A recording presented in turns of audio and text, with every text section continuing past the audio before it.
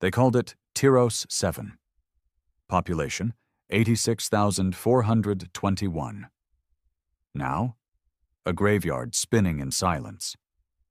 At first, Earth's politicians scrambled for answers, but there was none. No declaration of war, no warnings, no demands, just slaughter. Whoever ordered the strike didn't want territory. They wanted to send a message, and we got it. But Earth doesn't play silent victim. Not anymore. The man watching the footage for the 27th time that week sat in a dark room inside a command carrier buried deep beneath Iceland's surface. No rank on his collar, no insignia, just a name. Thorn. He didn't flinch when the images repeated. He didn't weep when the screen showed scorched bodies lined up in shattered streets. He just stared, jaw clenched tight enough to crack molars. The blood on that colony included his younger brother, a civilian tech engineer who moved to Tyros 7 to escape war. Not find it. The door behind him hissed open. A sharp voice broke the silence. "Sir, they've convened the assembly. They're calling it a tragedy. They want restraint." Thorn didn't turn around. "Restraint? They butchered children, Commander." "I know." He stood slowly, walking over to a small case mounted on the wall. He opened it, revealing a curved metal device, a key, forged in tungsten steel and laced with biometric locks. It hadn't been used in 73 years. Earth hadn't launched a full military offensive since the Orion conflicts. Humanity had learned to keep to itself, trading with other species, building quiet, isolated colonies. Peaceful. Dull. But Tyros 7 changed everything. Thorn took the key in both hands and pressed it to the panel. "Confirm identity," the AI voice hummed. "Fleet Admiral Thorn, authorization Vulcan Protocol 010, he growled. A pause. Then a click. Lights turned red. Alarms remained silent. But inside Earth's war core, the ancient engines of vengeance spun to life again. Far above, in orbit, the EMS Leviathan, Earth's flagship dreadnought, began transmitting coded pulses across the Sol defense grid. Shipyards from Jupiter's moons to Titan's forges responded instantly. The order was simple. Activate the fleet. Within hours, production lines started rolling, dormant for decades. Cryovaults were opened. Generals pulled from retirement, some too old to walk, but all willing to fight. Earth's old war machine, scarred and feared, had been waiting for something like this. By the end of the second day, 312 dreadnoughts had already left Earth orbit. Their destination? The Dryan Expanse. Their message? Vengeance. But Earth wasn't just sending ships. No, this time it was sending a legacy. A reminder.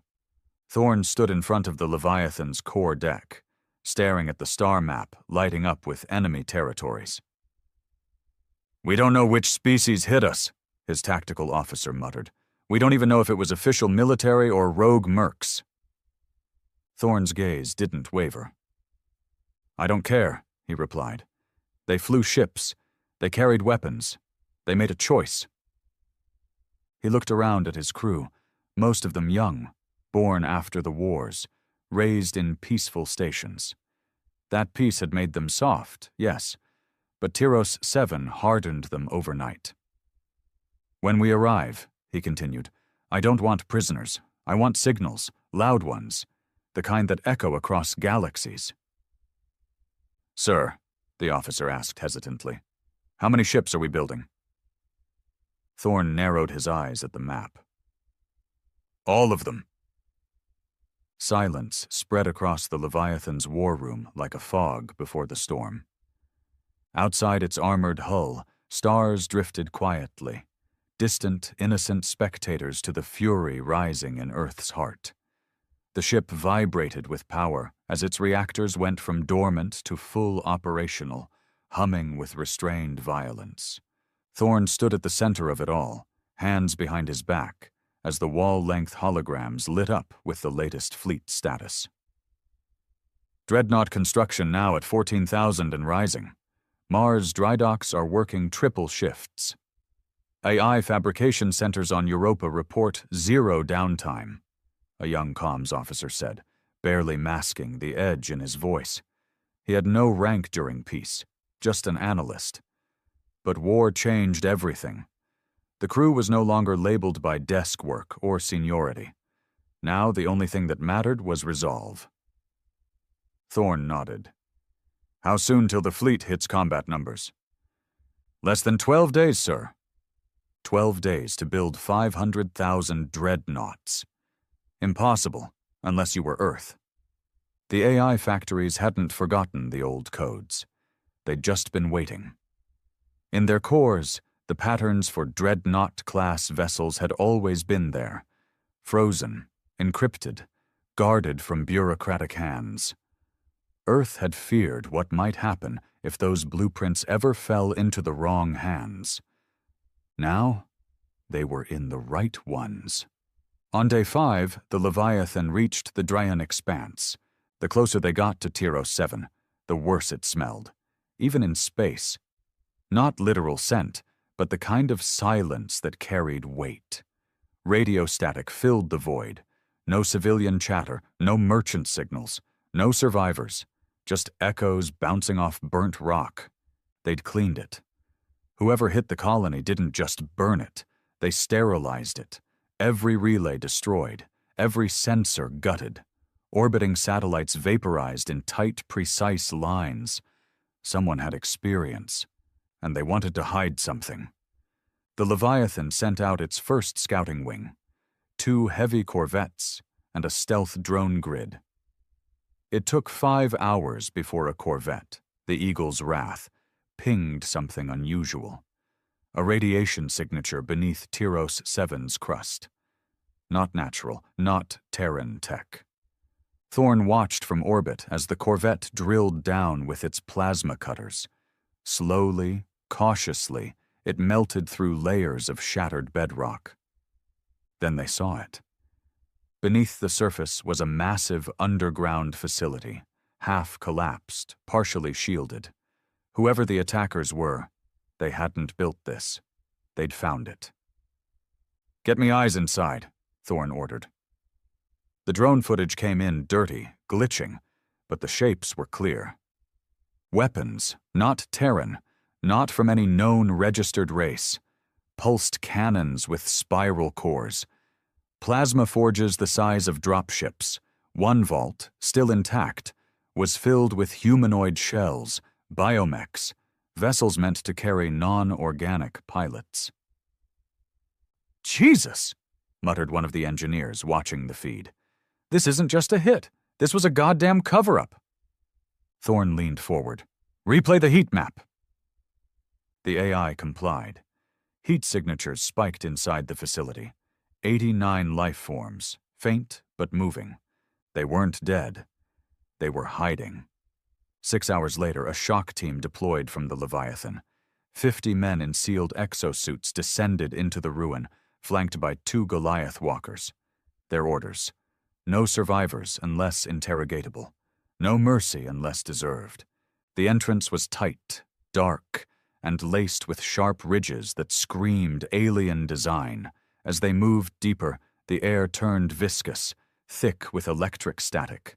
A soldier named Hardin led point. His voice crackled through the comms.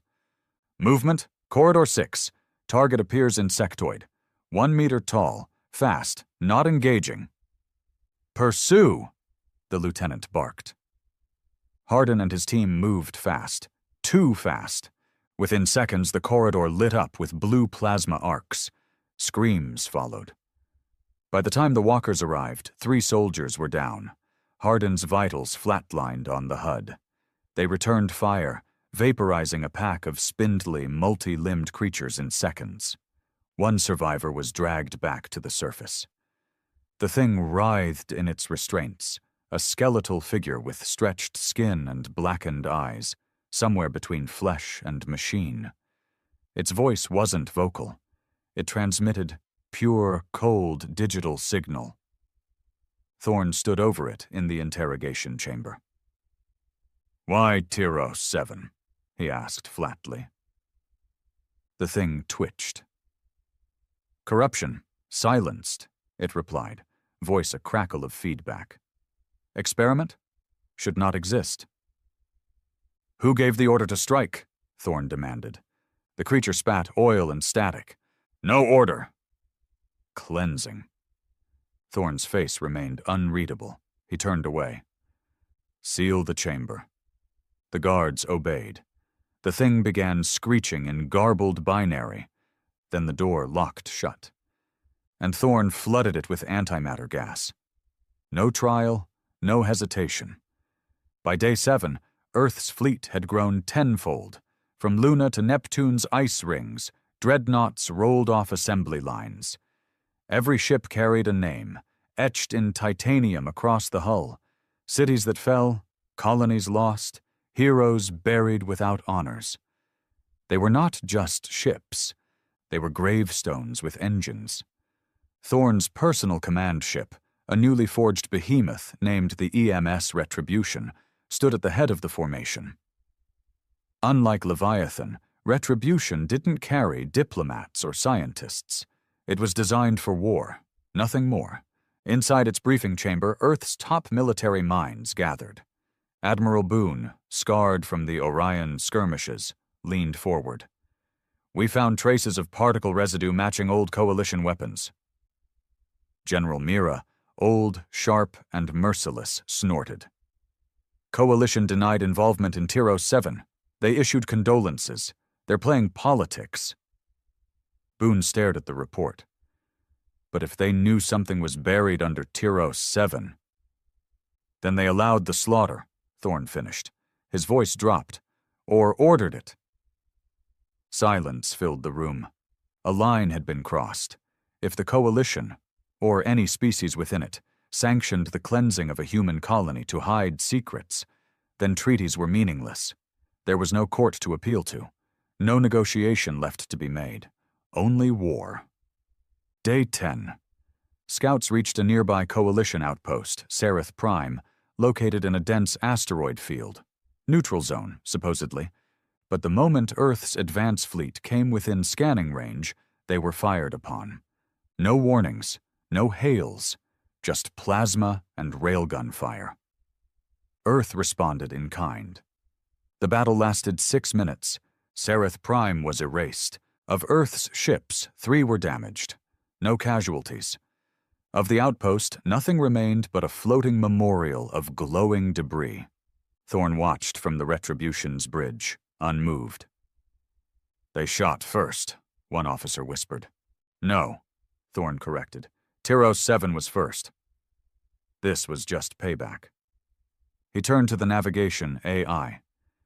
"Plot a course to the Council Corps." There was hesitation. The Council Corps wasn't a military base. It was a political sanctuary, a meeting ground where all species gathered, protected by ancient codes of neutrality. No one had ever attacked it in history. "Confirm target?" the AI asked. "Confirmed," Thorn said. A pause. "Firing upon the Council Corps may result in universal war." Thorn's jaw tightened. "It already has."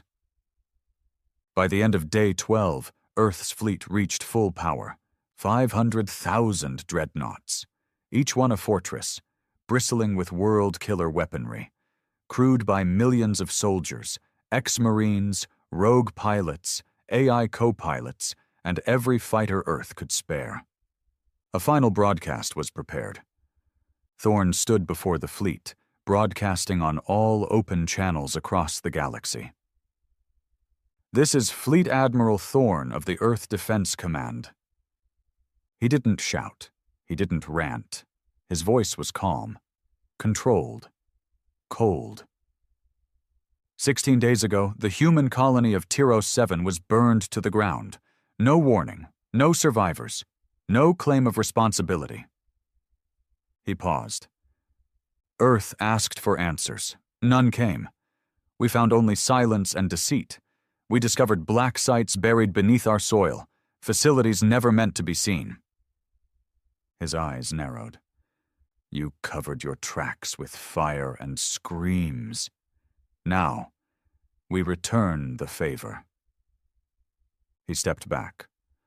All Earth forces are hereby released from all peacetime restrictions. Targets are no longer limited to military installations.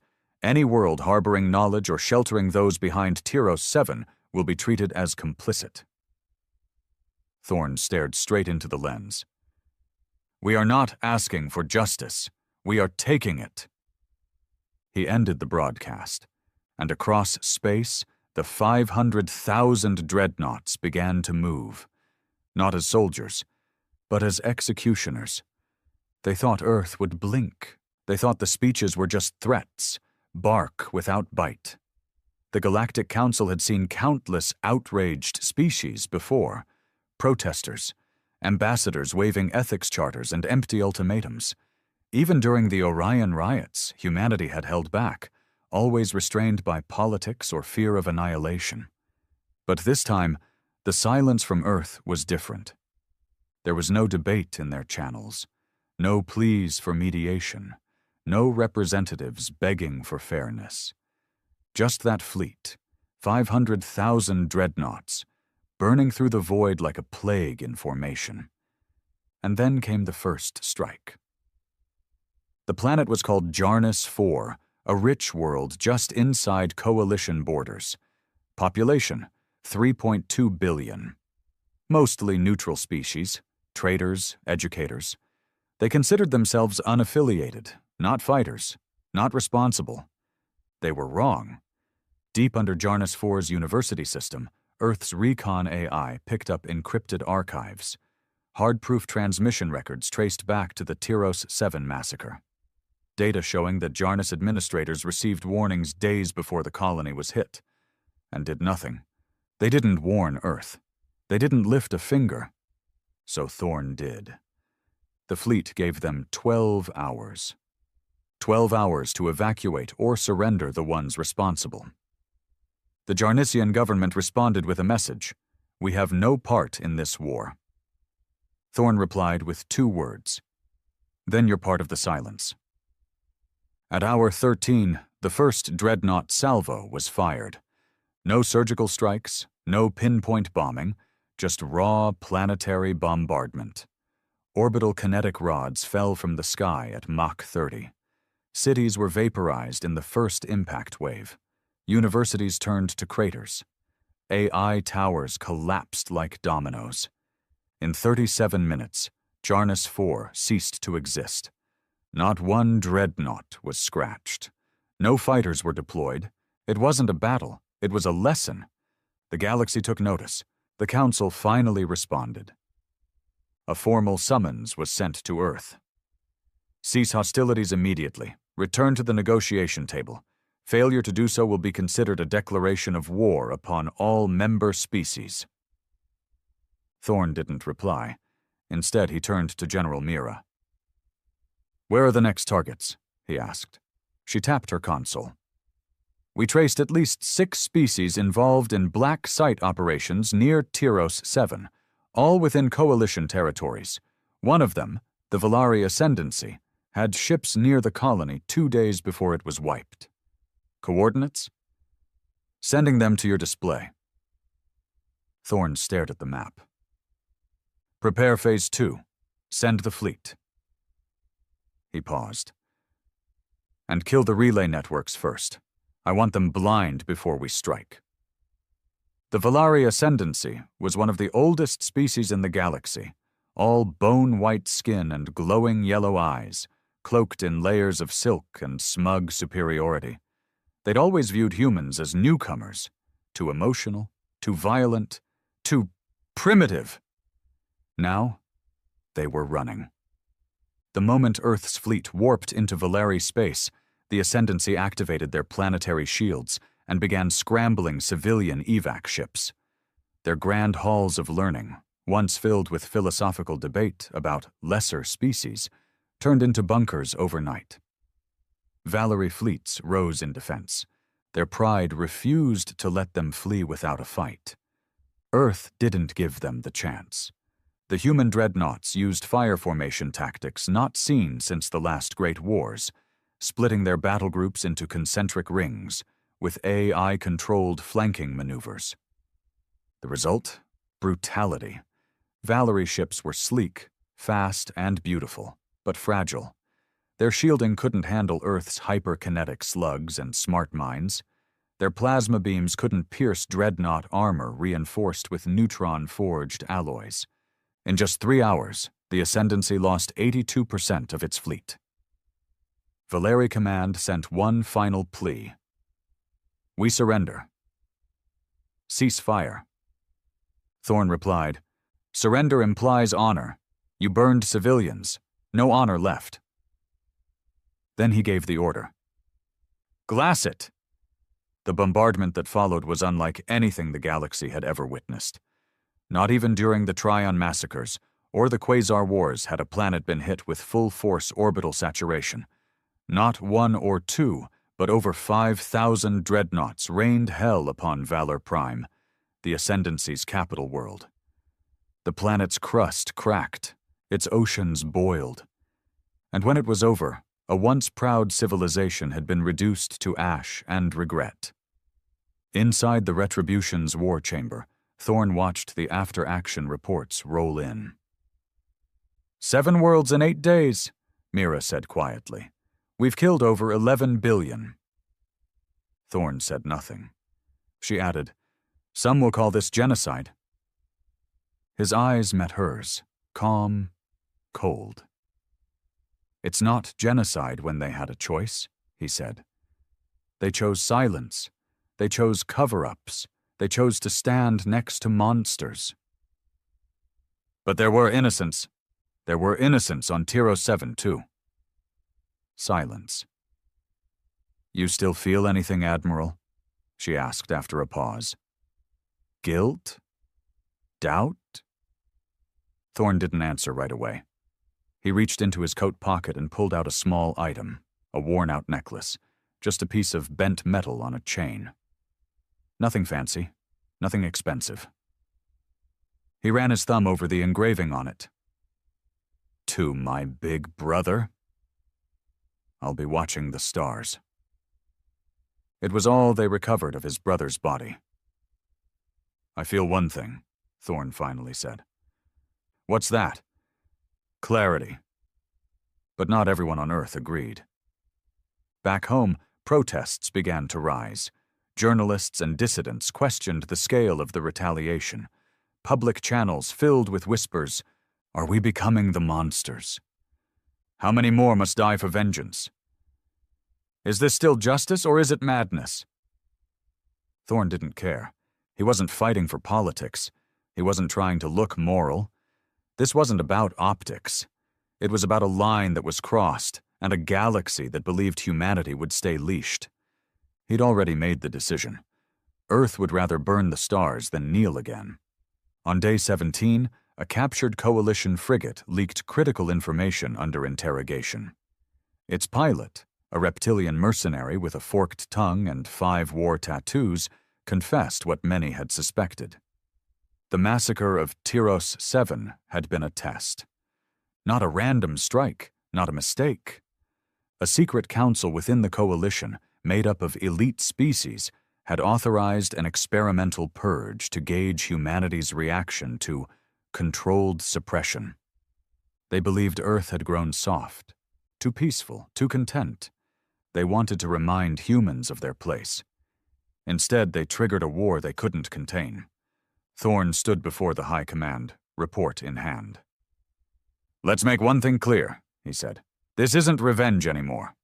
He looked at the map, which now displayed hundreds of worlds across Coalition territory. "This is extermination." A long silence followed. Then Mira leaned forward, eyes sharp. "What about the Council Corps?" Thorn didn't flinch. "We save it for last." By day 20, the galaxy was in full collapse. Supply lines shattered. Allies turned on each other. Some species declared neutrality, begging Earth not to fire. Others offered tribute, even weapon stockpiles, just to be spared. Earth accepted none of it. One by one, systems fell, spaceports burned, orbital rings cracked. The coalition was no longer a ruling body, it was a crumbling corpse. But with every victory, Thorn grew colder. Sleep eluded him. Memories of his brother's laugh echoed in the corners of his mind, now distorted, twisted by screams, fire, and broken bones. He began to avoid mirrors. He didn't like the man looking back. Then something changed. On the outskirts of a scorched moon in Sector 91G, one of Earth's scout vessels found a vault buried under centuries of rock. Shielded in layers of cloaking fields and warp static, it should have been invisible. But Earth's AI found it. What they uncovered inside shattered everything. Inside the vault were archives, not coalition-made. Older. Far older. Alien symbols, ancient star charts, and most chilling of all, footage. Footage of Earth. Not now. Not recently. From before first contact. From before Earth knew there was life beyond its solar system. In one video, human test subjects were being observed, dissected, manipulated, watched from afar by unseen species, marked, tagged, then released back. The truth hit like a railgun slug. Tyros 7 wasn't the beginning. It was just the next phase in a long game. Earth had never been welcomed into the galactic fold. It had been allowed, controlled, conditioned. All those peaceful decades? A leash. And now humanity had broken it. Thorn stared at the footage. His hands trembled for the first time in weeks. "We were never equals," he whispered. "We were livestock." Mira stepped up beside him. "What now?" Thorn straightened slowly. His voice was ice. "We finish what we started." He turned to the map. "Take me to the Council Core." They called it the Council Core, a sanctum, a shrine, a place of so-called peace. Built at the convergence of 6 major wormhole routes, the core was a marvel of architecture and hubris, floating cities wrapped around a neutron star, laced with solar sails and self-sustaining energy webs. It wasn't just the capital of the Galactic Coalition. It was their throne, their safe house, their fortress in the stars. No species had ever dared to attack it. No species had ever survived attacking it, until now. Because Earth wasn't coming for diplomacy. It was coming for vengeance. Thorn stood on the bridge of the EMS Retribution, staring through the reinforced viewport as the stars warped into spears of light. "ETA to Council Core?" he asked, voice steady. 46 minutes, his navigator replied.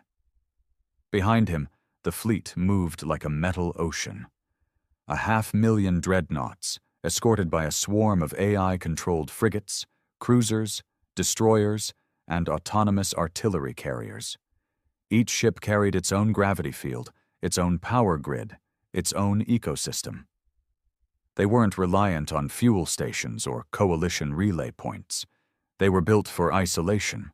They were built for siege. And they were built for this.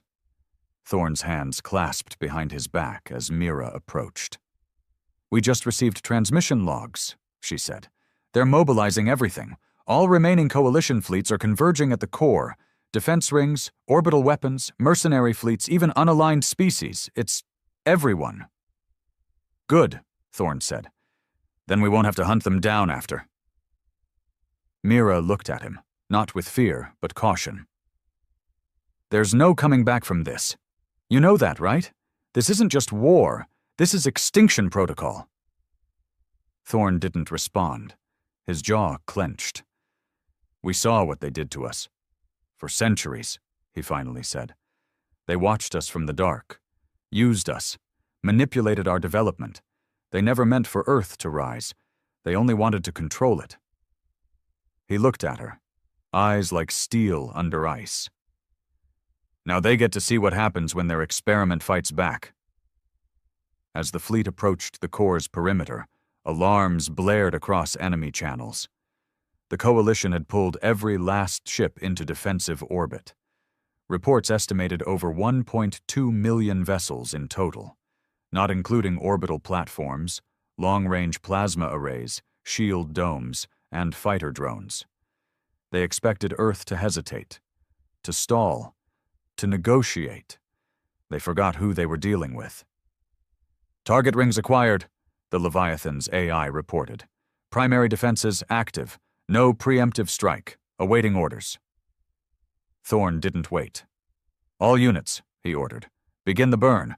Form up in wall formations. Cycle EMP torpedoes. First wave, break their sky. Mira narrowed her eyes.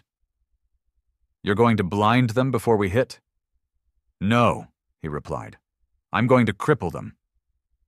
The first volley came from Earth's outermost artillery ships. Over 30,000 torpedoes laced with high-frequency disruptors and chain-reactive shock pulses. They didn't aim for ships. They aimed for the grid. Power lines, communication towers, relay satellites, data hubs, navigation beacons. In one coordinated strike, Earth turned the coalition's coordination into chaos. Thousands of enemy ships suddenly found themselves flying blind. Their AI co-pilots blinked out. Their targeting systems glitched. Fighters spun wildly as their magnetic locks failed. Entire battalions broke rank without orders. Earth didn't wait. It swarmed. Wave after wave of dreadnoughts slammed into enemy formations. Each one fired with brutal precision.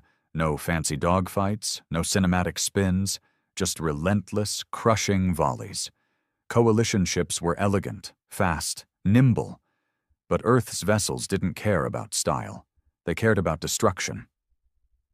Within the first 30 minutes, nearly 90,000 enemy vessels were gone. Inside the Council Corps, panic ruled. Species who had once looked down on humans as primitive were now running from their terminals, screaming in languages translators couldn't keep up with.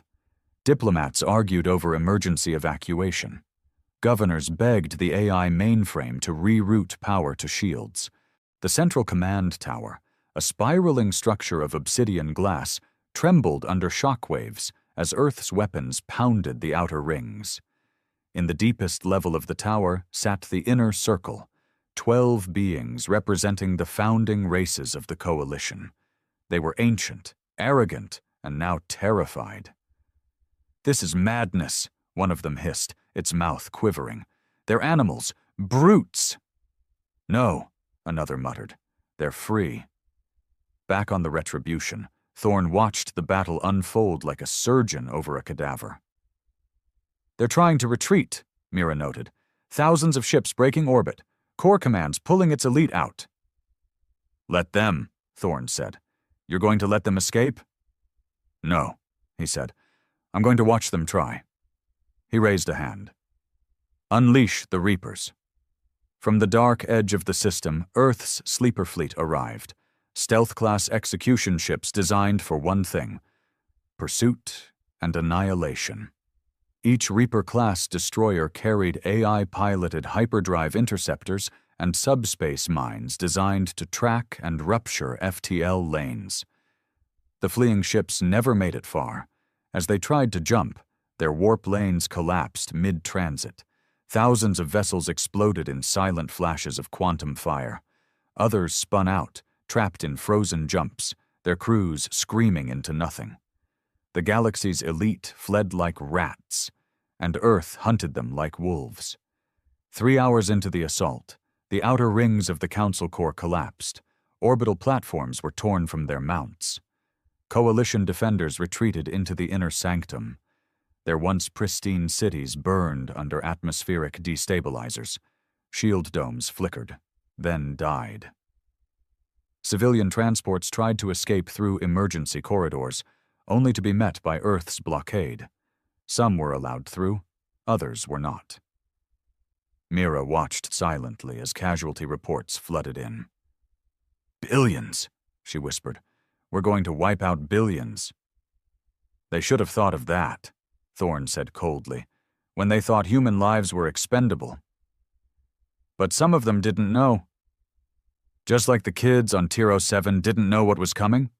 His voice sharpened. They didn't get second chances. Why should anyone else? She said nothing, because there was nothing left to say. Finally, the retribution broke into the core's upper atmosphere.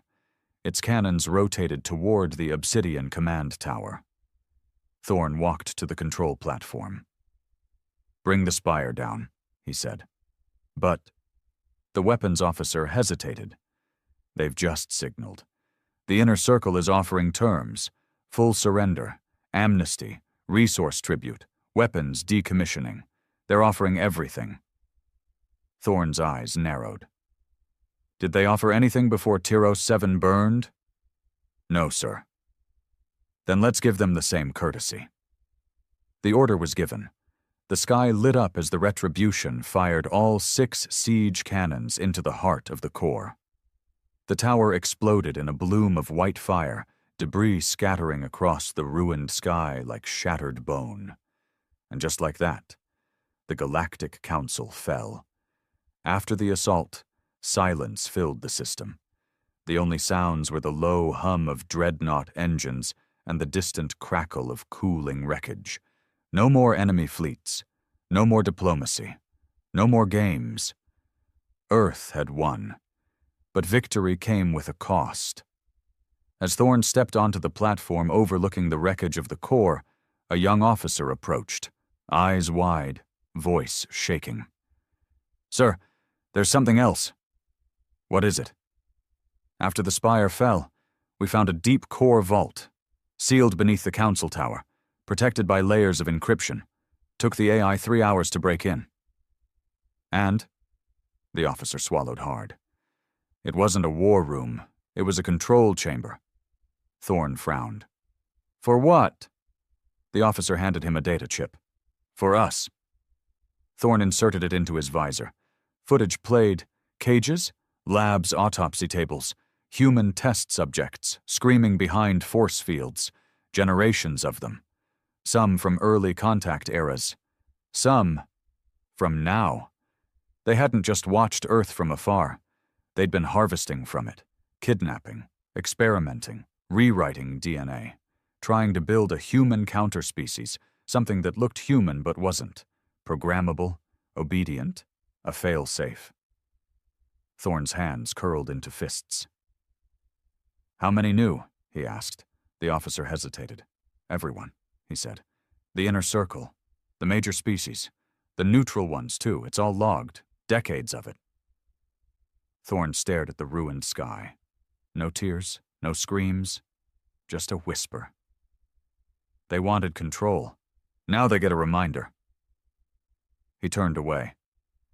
We're not just another species. He walked back toward the bridge. We're the end of the leash. Earth didn't just win the war. It burned the page the galaxy had written for it. The survivors would tell stories of dreadnoughts that blocked out the sun, of humans who didn't negotiate, didn't retreat, didn't apologize, of a species that rose from genocide and answered with extinction. They'd remember Thorne's face. They'd remember Tier 07, and above all, they'd remember that Earth only asked once. The galaxy lay in ruins. The Council Corps no longer spun with its artificial rings or broadcast its arrogant laws across the starways.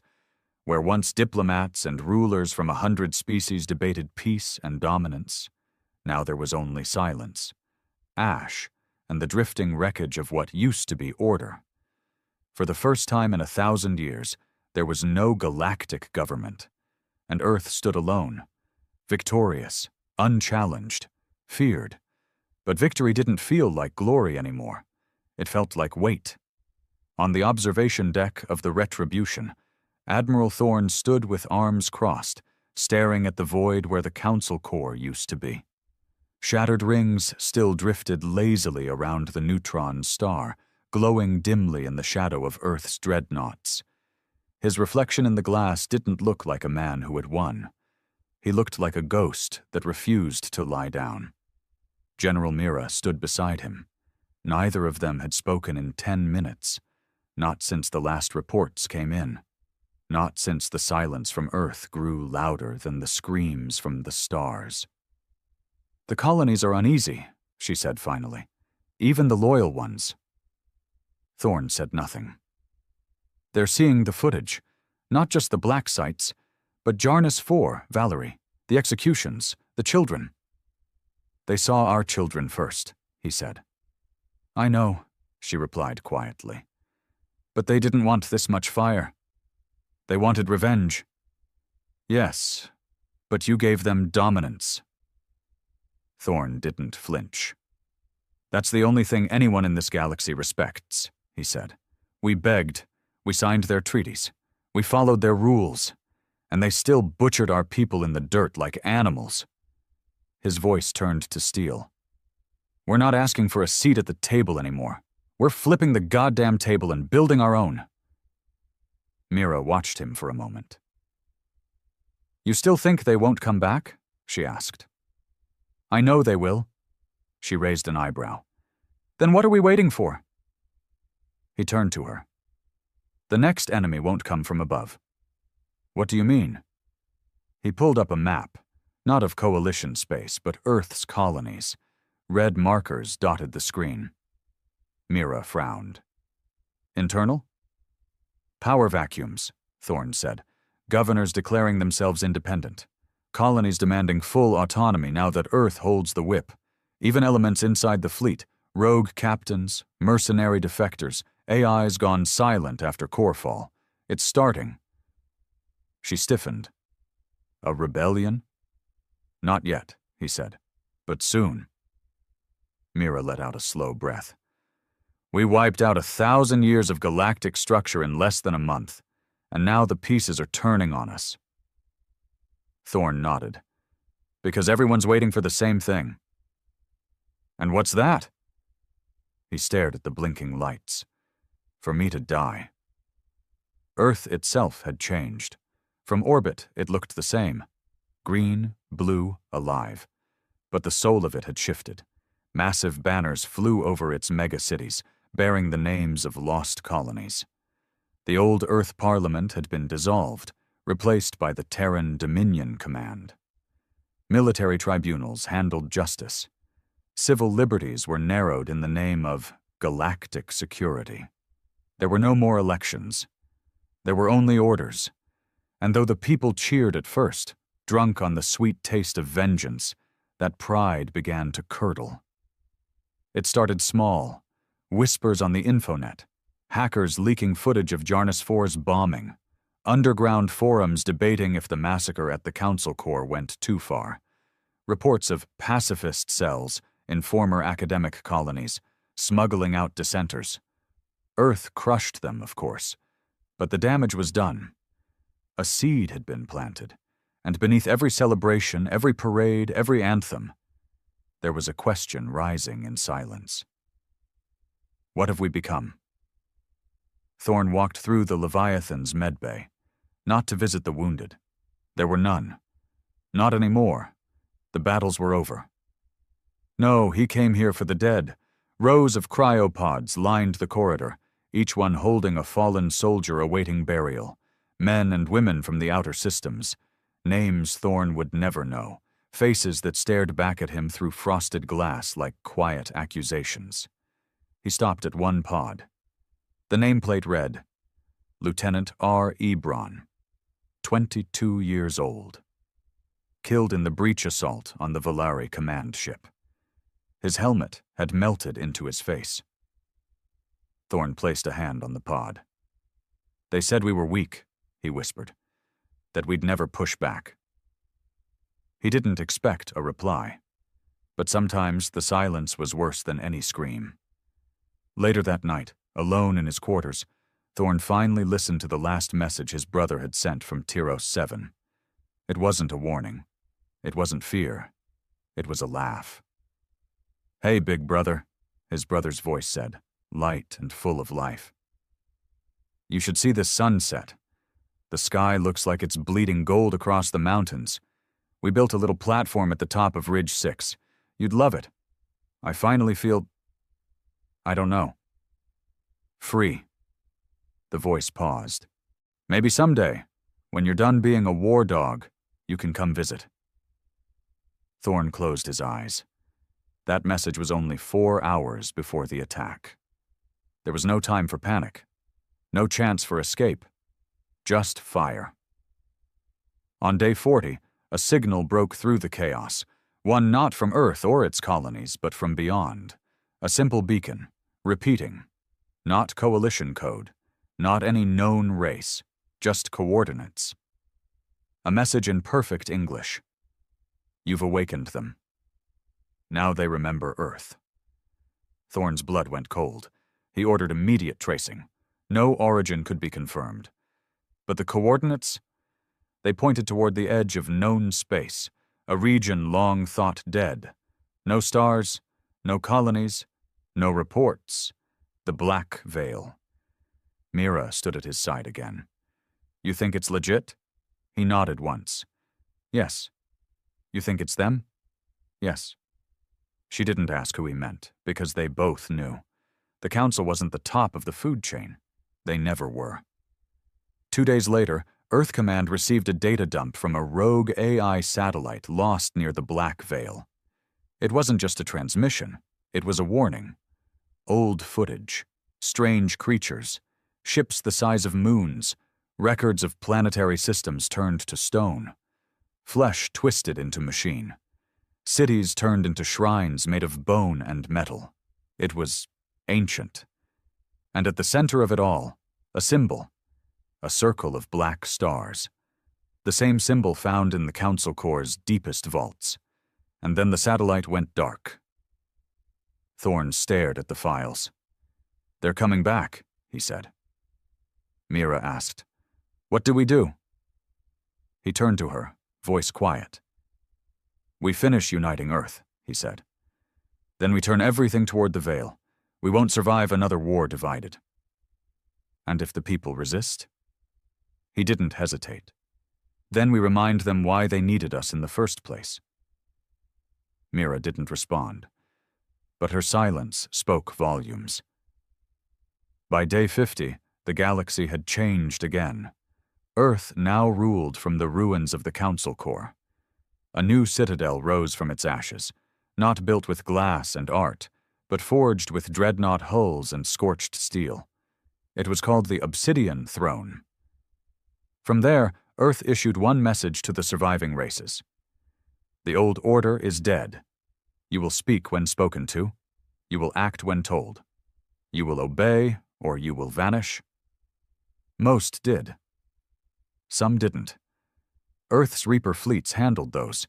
The cost of disobedience was no longer a trade sanction. It was extinction, and yet despite the dominance, Thorn couldn't sleep. He dreamed of Tyros 7, of his brother, of Ridge 6 and that gold blood sky. But in the dream, it wasn't the colony he saw burning anymore. It was Earth, his home, crumbling under something vast and unknowable, a force older than the stars, not made of flesh, not machine, something else, something angry, and in that fire, he saw his own reflection. Smiling, he woke up shaking, not in fear, in understanding. The galaxy had made Earth into a monster, but they had forgotten something critical. Monsters have no masters, and the worst ones, they never die quietly. There was a time when the galaxy thought it understood war. Before Earth, before Tyros 7, before the silence of diplomacy shattered under the weight of 500,000 dreadnoughts. But now, even the stars seemed quieter, as if the void itself was waiting. Not for peace, but for what came after. Admiral Thorn didn't trust the quiet. He sat in his private quarters aboard the Obsidian Throne, staring at a small black object no larger than his fist. A signal core, cracked down the middle, humming with an energy that should not have existed in this part of space. It had been recovered from the rogue beacon near the Black Veil. Earth's top engineers couldn't identify the alloy. It wasn't nanometal. It wasn't even matter in the way they understood it. And yet it pulsed, with rhythm, with purpose, not a message, not a trap, a heartbeat. "Admiral," Mira's voice came through the intercom. "The council you requested is ready." Thorn didn't reply immediately. He took one last look at the artifact, then slid it into a containment vault, locked with his own DNA. "On my way," he said. When he entered the war chamber, every major faction commander stood around the circular table, hardened men and women who'd led the Dominion's conquests through 20 systems. General Mira, Fleet Commander Sharp, Director Alden of the Earth OI Integration Corps, and 12 new colonial leaders, unelected, placed, controlled, a room full of killers. Thorn stood at the head of the table, silent, letting the tension build. "What you're about to see," he said slowly, "does not leave this room." He gestured to the display. Mira uploaded the visuals. First, satellite images, unknown ship fragments floating at the edge of the black veil. They made no sense. Non-Euclidean shapes, impossible angles, structures that bent light around them like shadows had mass. Then came the audio. Static, then voices layered atop one another. Ancient, whispering in languages never spoken by any known species. Sometimes it sounded like screaming. Sometimes like prayer. Thorn spoke over the footage. "This was taken from a deep-core monitoring array 20 light-years beyond Coalition space. It went silent 2 weeks ago." Commander Sharp squinted. "What the hell are we looking at?" "Proof," Thorn said, "that we were never at the top." Director Alden frowned. "You believe this is connected to the old vaults? The experimental tech we uncovered?" Thorn nodded. The vaults were monitoring posts, not research centers. They were tracking them. "Who are they?" Thorn looked at each of them, then finally said the name he had only said once before. "The architects." No one spoke. He continued. "We thought the Coalition built the galaxy's borders, the trade lanes, the wormhole routes. But they didn't. They just found them, used them, the same way we'd use abandoned roads." He pointed at the data. "These beings predate everything. The Council, the Coalition, even the wars Earth never saw. They're the ones who set the parameters, who watched us, manipulated the rise of entire civilizations, including our own." Mira leaned forward. "Why now?" "Because we shattered the script," Thorn said. "We weren't supposed to push back. We weren't supposed to win. When we burned the Council, we sent a signal." He looked up at the others. "And now they're coming." Earth's orbital defenses were the most advanced in known space. 15 planetary rings, 50,000 anti-ship batteries, hundreds of dreadnoughts stationed in rotating patrol, a fleet built to kill empires. And yet every security AI had begun flagging the same warning. Unidentified gravitational distortions detected. Source unknown. Trajectory. Sol system inner vector. At first it was brushed off. Asteroid belts shifting. Dark matter flux, the usual. Then the stars started disappearing. Literally. Black holes? Number. There was no gravitational lensing, no radiation trails, no predictable behavior. Just darkness. Moving. And approaching. On day 62, a massive flash lit up the system's edge. It wasn't an explosion. It was arrival. An object the size of a small moon appeared on the fringe of human territory. Not through a jump gate, not with FTL drives. It just was. Like it had always been there. The Dominion named it Obelisk 1. It didn't respond to hails, didn't move, didn't scan, didn't speak.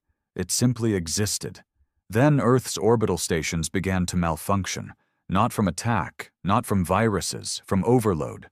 The data streams pouring from Obelisk 1 weren't signals. They were thoughts, Raw, incomprehensible information. Terran AIs went insane. Some self-terminated. Others began broadcasting nonsensical warnings. We were the clay. They will return the flesh to the forge. You broke the garden. Even Earth's strongest cognitive AI, HFY X7, locked itself in a loop. One line repeated 16,000 times. They're waking up what we buried. Thorn gathered the command council again. This time the tension was fear.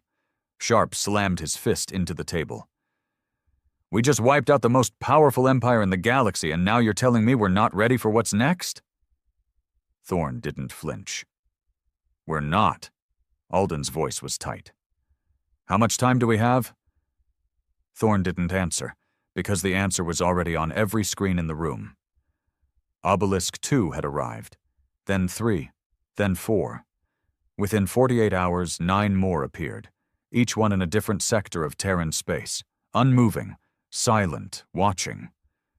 You think this is a countdown? Mira asked. I think it's a choice, Thorn said. They're not attacking. Not yet. They're seeing what we'll do. And what if we do nothing? Someone asked. Thorn looked out the window.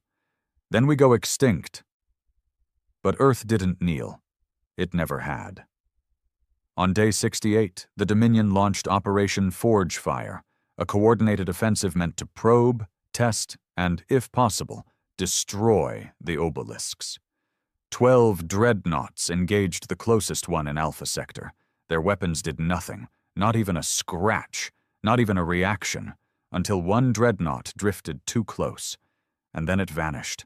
No explosion, no wreckage, no distress call, just gone. Forge fire was terminated immediately.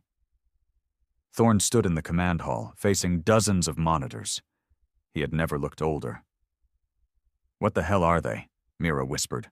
Thorn's voice was raw. They're reminders. Of what? That we were never gods. Late that night, Thorn returned to the containment vault. He opened the case with the black artifact, the one still pulsing. He stared at it for a long time. Then did something he hadn't done since the war began. He prayed, not to a god, but to the memory of his brother. I'm sorry, he muttered. I tried to protect them. I tried to make them afraid of us. I thought if they feared us, no one would ever hurt us again. The artifact pulsed brighter. Thorn leaned in. Tell me what you are. And for the first time, it whispered back. The whisper wasn't sound. It wasn't even language. It was a thought, a memory not his own.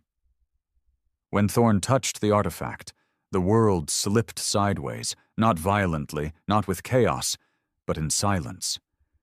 He wasn't in the vault anymore. He wasn't anywhere. It was darkness, endless, cold, quiet, and then stars. But not like the ones he knew. They pulsed in patterns. Formations not random, but structured, artificial.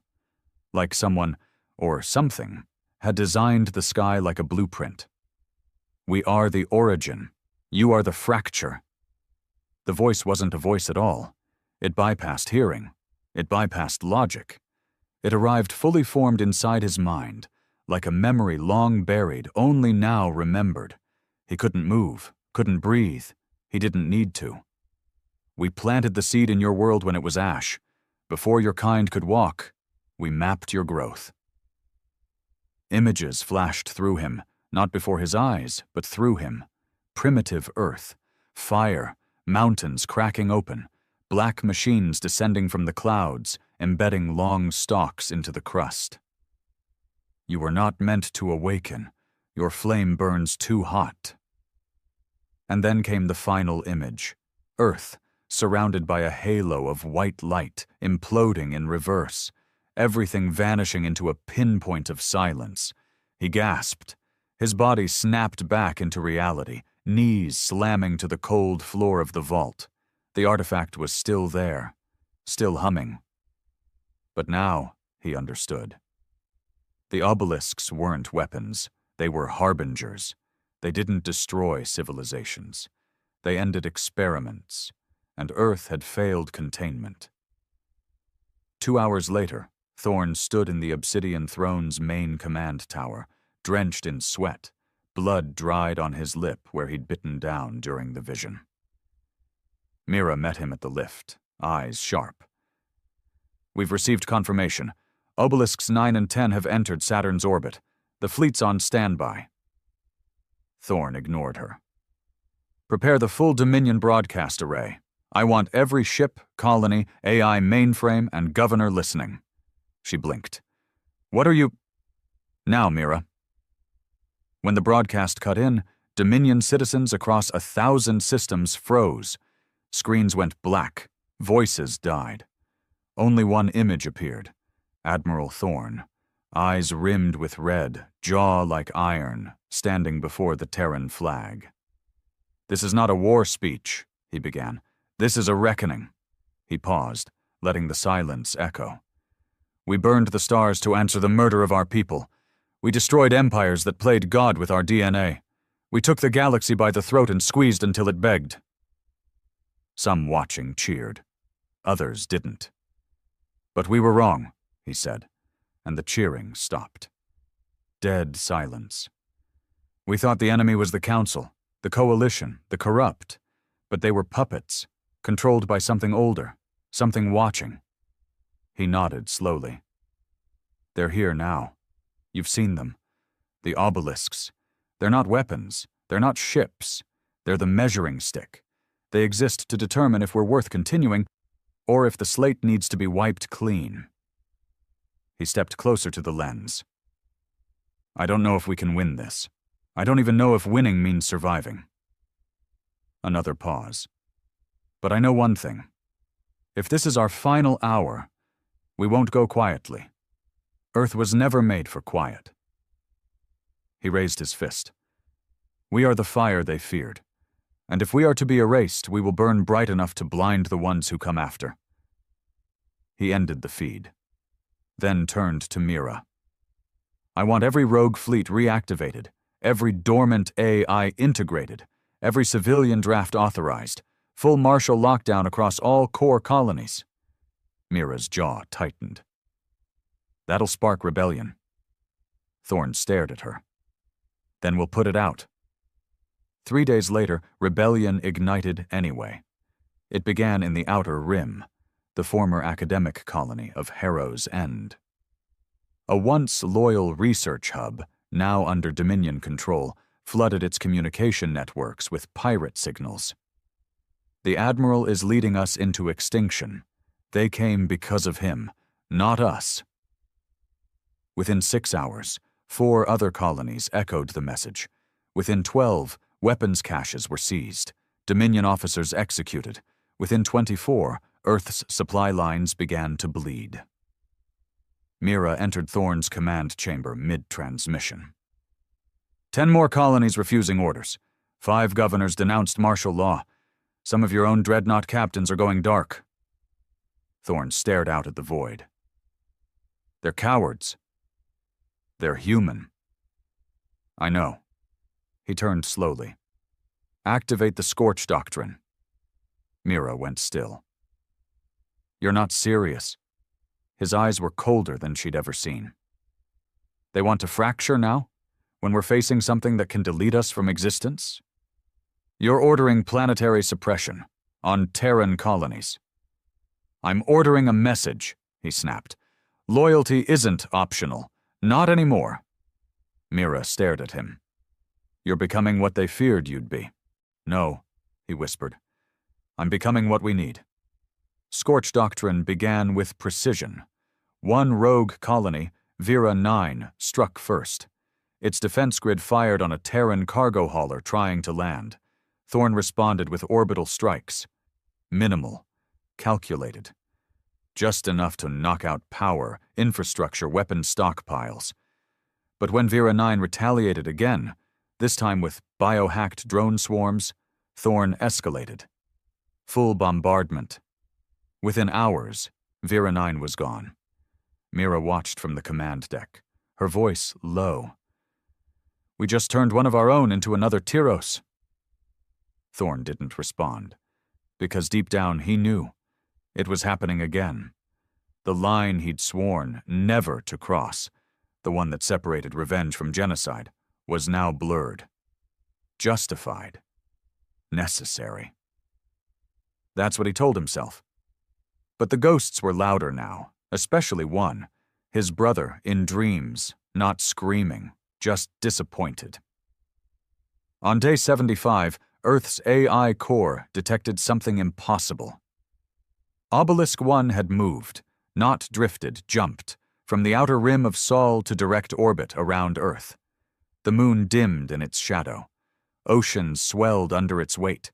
Panic spread across the planet before any order could be given. People began fleeing cities. Riots broke out. Power grids surged with overloads from fear-induced hypertraffic. Children wept under red skies as the monolith blocked out sunlight. And then a beam of light struck the surface. Not an attack.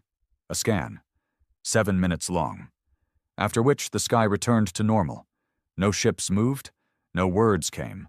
Just one universal broadcast. No voice. No language. Just a countdown. 30 days. Mira stared at it in silence. What happens at 0? Thorn answered without blinking. The architects decide if we're a virus or something worth preserving. She turned to him. And if they choose wrong?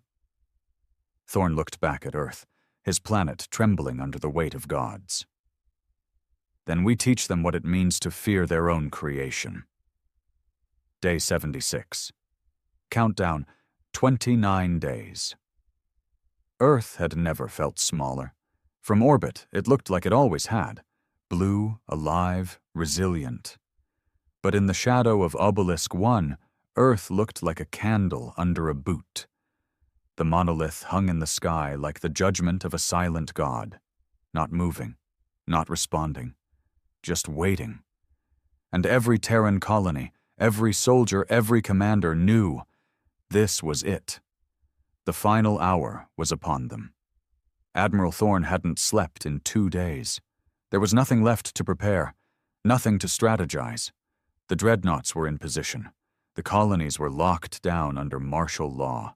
AI command systems were synced under one voice. His. And still, it didn't feel like enough. He sat alone in the war chamber of the obsidian throne, staring at the countdown that now hovered in the center of every Dominion screen. It wasn't just a number, it was a verdict. They hadn't fired a shot, hadn't sent a fleet.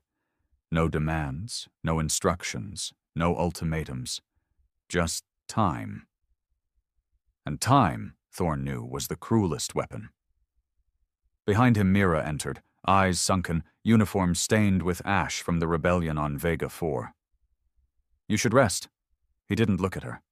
Not yet. Sleep won't kill you, Admiral. No, but weakness will. Mira walked to the center display. Dozens of Terran colonies flickered red. Tensions were boiling over. Food riots, insurgent broadcasts, underground groups claiming the obelisks were gods, and Thorn was the reason humanity was cursed. They don't believe we can win, she said softly. They're not supposed to, he replied. They're supposed to survive. She paused. That's what this is about, isn't it? Thorn finally looked up. What? You're not planning to win. He said nothing. You're planning to hold them back long enough for what's left of us to escape. His silence was all the answer she needed. You're building a future without you in it. Thorn leaned forward, fingers steepled, voice quieter than she'd ever heard it. They're not enemies, Mira. Not in the way we understand it. The architects don't conquer. They erase. They cleanse timelines, realities, civilizations that don't fit. Like viruses. He nodded. They don't care about borders or weapons. They don't even hate us. We're a failed equation. So why haven't they done it yet? Because somewhere inside their code, there's still a protocol, observation, evaluation, a test. Thorn nodded. And we've got 29 days to pass it. Mira stepped closer. Then what do we do, Admiral? His jaw tightened. We show them something they've never seen before. Day 79. Countdown 26 days. In the outer orbit of Pluto, Earth's most dangerous experiment was awakened. Project WIDOW, Weaponized Interdimensional Observation Weaponry. It wasn't a bomb. It wasn't a ship. It was an event. A pocket space tear in reality, built using the stolen schematics from one of the Council's deepest vaults. A weapon designed not to destroy matter, but erase meaning. Reality itself bent around it like a dying star. The Council had banned it. Earth built it anyway. And now, it was armed. Thorne watched the test from the bridge of the Leviathan, standing beside the AI interface node. Is it stable? The AI responded in its neutral voice. Stability is irrelevant. Containment probability is 0.2%. Once engaged, it will rupture space within a 1 AU radius. Targets? Anything with sentient energy signatures. Biological, artificial. It does not discriminate. And the obelisks? The AI hesitated, not from emotion, but processing conflict. Unknown. No simulations exist. Probability of success, 6%. Better than 0, Thorne muttered. Prepare a test fire. Mira, listening through the secure channel, broke in. If that thing tears a hole in the fabric of space, we may never stop it. That's the point, Thorne said. We'll lose half the solar system. We've already lost everything else. Silence. Then, she said what neither of them wanted to admit. You're playing God now. No, Thorne replied, eyes locked on the black screen where Obelisk 1 hovered. I'm just showing one what a human God looks like. Day 81, countdown 24 days. The test fired, and space screamed. No sound, no shockwave, just a folding, like the universe had crumpled around a single invisible fist. Particles evaporated mid-flight. Satellites disappeared. Light itself bent unnaturally, then snapped back. The rupture lasted only 23 seconds. But when it ended, the far side of Pluto was gone. So was Obelisk 9, completely. No debris, no echo, no trace, just gone. The news rippled through Terran systems like wildfire.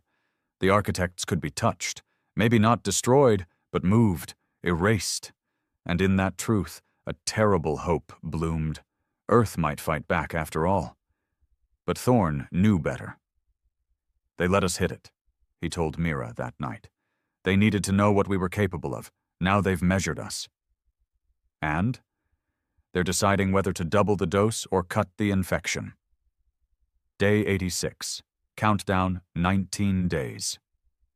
Obelisk 1 finally moved, not in orbit, but through space, towards Earth, slowly, gracefully, like a judge approaching the guilty. Thorne deployed every fleet, every dreadnought, every AI-controlled formation. He gave them one order: hold the line. And when Obelisk 1 reached the moon's upper stratosphere, it stopped again. Then it opened. Not physically, not with doors. It unfolded, and from it emerged a single figure, not metal, not flesh, something in between, tall, faceless, radiating pressure and understanding all at once. It descended into Earth's orbit, passed through defense grids untouched. Then it landed. On Earth, at the crater where Tyros 7's survivors had built their memorial, alone, waiting. Thorne landed personally, accompanied by Mira, 2 guards, and a drone relay. He didn't take weapons. He didn't need them. The architect stood motionless, arms folded behind its back, face an ever-shifting mask of static. When Thorne stepped closer, it finally spoke. Not with sound, but memory. He saw Tyros 7 again, his brother's laughter, the fire, the screams, the rage, and then a new memory, not his own, the first human prototype, dying in a test tube, Earth reduced to cinders, galaxies before this one, failed runs, civilizations built and unmade by the architects. He fell to one knee, gasping. Then it spoke. You are flawed, violent, divided. You are beautiful. Thorn raised his head, eyes burning. You created us just to watch us fail? To see if something imperfect could evolve into something worthy of inheritance. Thorn spat blood.